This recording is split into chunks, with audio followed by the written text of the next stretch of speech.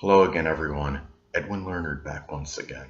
In this YouTube astrological segment, I'm going to be giving you my Taurus May 2019 horoscope forecast, part 2 of 2.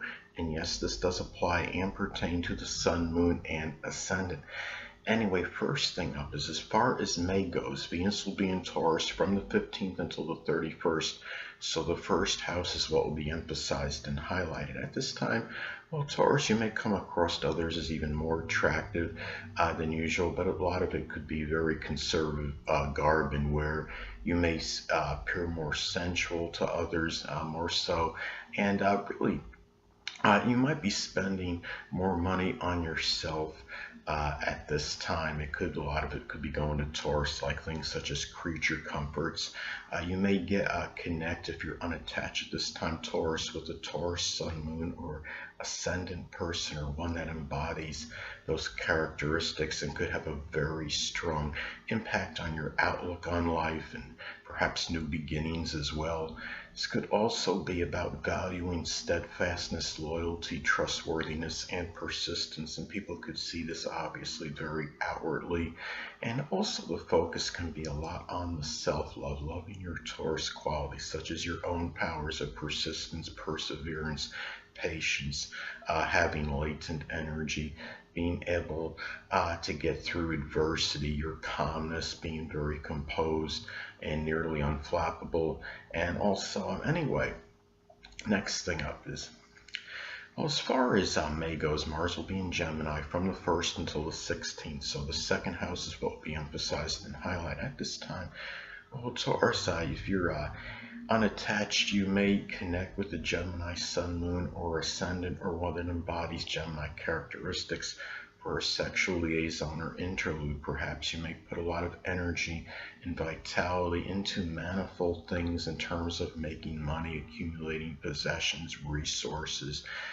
This is a time where you may also become angry at some superficial, vacillating, gossiping, overly talkative, maybe person that you generate income with. It might be a person that's had an impact on your possessions, your resources, your monetary situation. This could also be a time too where there may be some danger in scattering energies due to dissipating yourself through a lack of an integrated purpose in terms of doing things in terms of making money and generating income. A lot of Gemini energy can be about spreading yourself too thin, and really a lot of it is, it's important, it's okay to be versatile, but at the same time you want to be able to try to concentrate your energies into one thing at a time so you could finish what it is you're starting. So it's important to remember that at this time. Next thing up is, as far as May goes, Mars will be in Cancer from the 16th until the 31st. So the third house is what will be emphasized and highlighted. Now at this time, it could be a time where you might become very angry and brooding over past hurts. It could be lamenting over things, more inclined to pout and brood than to really express anger at third house matters such as siblings, cousins, neighbors. Could even be people from your early education. However, this could give a surfeit of physical and mental energy, an abundance of mental and physical energy. But a lot of it may go into introverted home-related things. It could also be a time where the situation, perhaps with cousins, siblings, neighbors, people from your early education may be more contentious and acrimonious than usual. Could also manifest in taking a lot of action into having safety and security, such as whether you're wiring your home with sophisticated alarm systems and getting the best locks and security systems for your home, for example, or your vehicle, perhaps. I mean, this is the third house, so it may be more connected with, say, if you have a vehicle, wiring your car with the best sophisticated alarm systems. And you may find yourself becoming angry, perhaps over overly temperamental, brooding, moody, oversensitive, clingy. It could be a sibling, a cousin, neighbor. It could be a person from your early childhood, someone prominent, or your early education, someone prominent perhaps in your short journeys, and maybe it's even a person that you may assimilate a lot of information from. It could also be becoming perhaps angry over family members at this time as well, over ridicule and criticism. And it could be, again, it could be with siblings or cousins, perhaps. So, and anyway, well, the next thing up is Jupiter will be in Sagittarius still, so the 8th house is what will be emphasized and highlighted. At this time, as I've talked about previously, Jupiter can be very paradoxical, it can be very benign and benevolent, but it could also have a tendency to enlarge and expand. In a lot of cases, this could expand and enlarge over exuberance, over enthusiasm, optimism, perhaps in matters with people you're involved with, shared resources. It could be matters with a sexual partner, into someone you're in an intimate relationship with, or making some major change or transformation.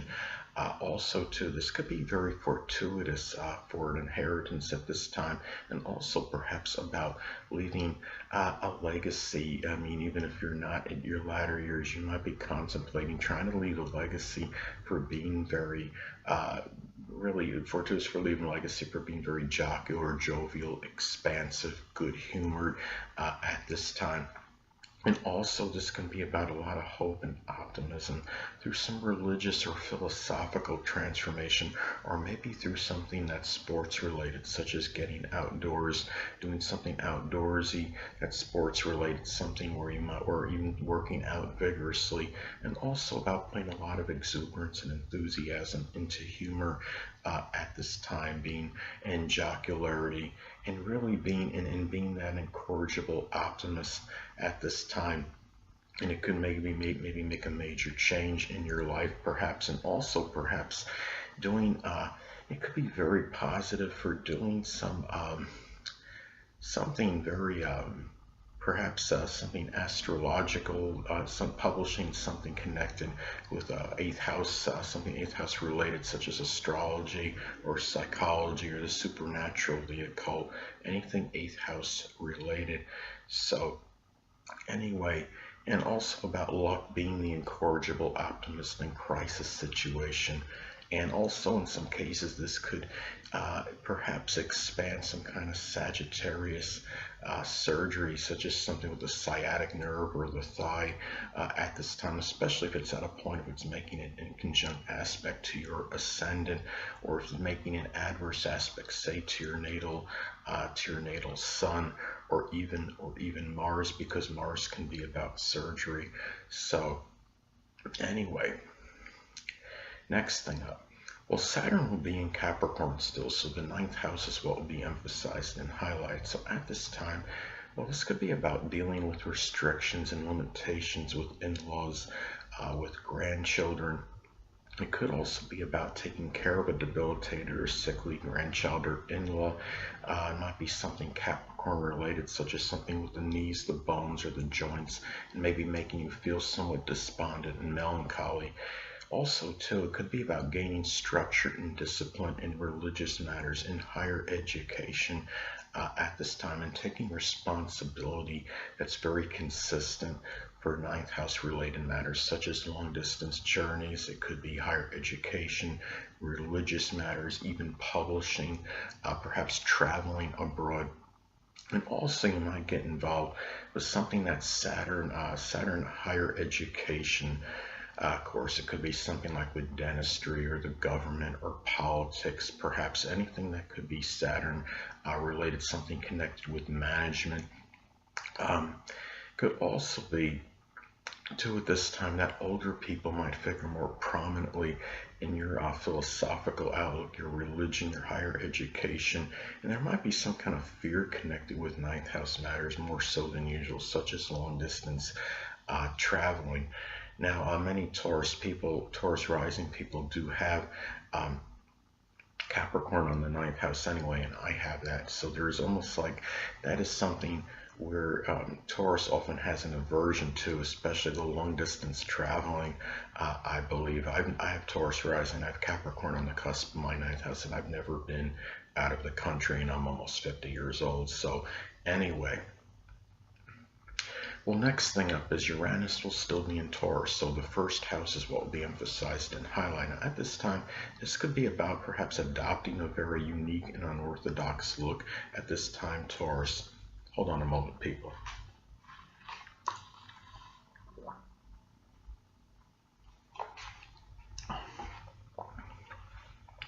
Sorry about that, I'm back. Anyway, could also be a time where Taurus friendships may figure stronger and more prominently in your outlook on life, your first impressions, new beginnings perhaps. Could also be about dealing with rather unusual, stubborn, obstinate behavior from a grandmother, from someone from your early childhood. There may be a little greater propensity for an electric shock at this time, and maybe something unusual happening with your nerve, with some kind of nerve situation, or shocking sensation in your throat, in your neck. Also, there's a little greater propensity for light situations with lightning at this time. So just be extra careful, Taurus, when going outside in that inclement weather. If you're going through a storm and there is severe lightning at this time, even though it seems, I understand the chance of being hit by that are minuscule, but I believe there's a little greater propensity for this at this time, since Uranus can be connected with that. And also about perhaps Uranus like new beginnings, such as astrology, astronomy, aerospace, electronics, computers, innovation, even robotics, anything that could be Uranus related, and you might stick with it with a lot of persistence, given that this is Taurus energy.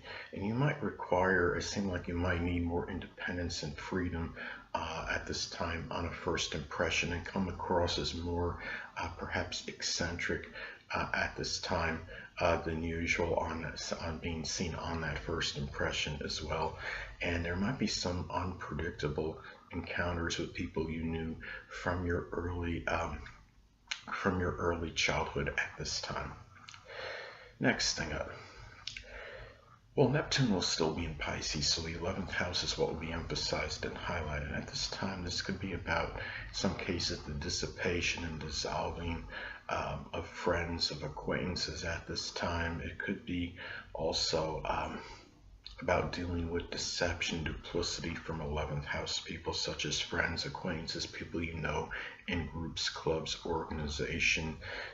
Your future may feel like it's somewhat nebulous and unclear. I'm actually having this transit right now where transit Neptune is in my 11th house, so I can understand and empathize with people that are going through this. In the future right now for me has been very nebulous and very unclear and obscure for a pretty sustained period now. Also guard against perhaps false prophets or mediums or psychics that might impact your future at this time. Now, whenever you have Neptune in a chart, when it's transit or natal or what have you, it could be more about fantasizing and more lethargic energy as opposed to actually doing.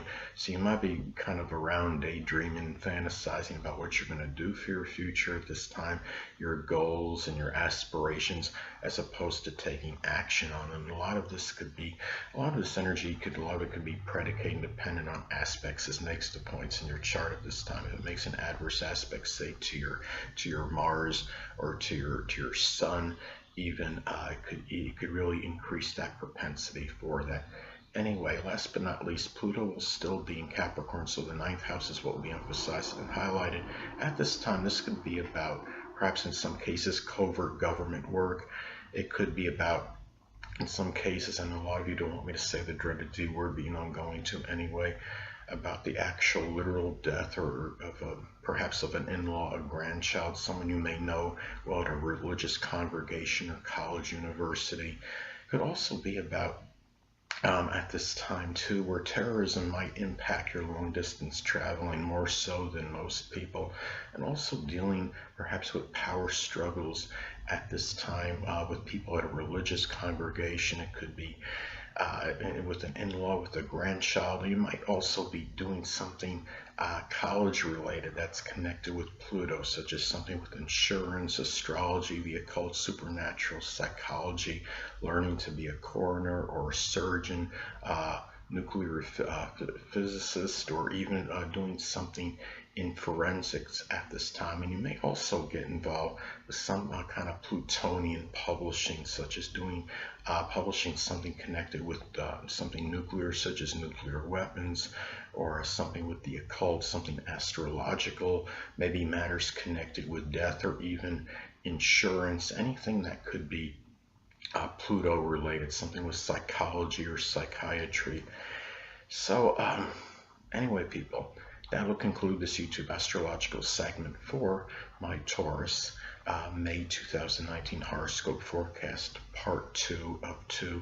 Stay tuned next time where I'll be giving you my Gemini May 2019 horoscope forecast part 1 of 2.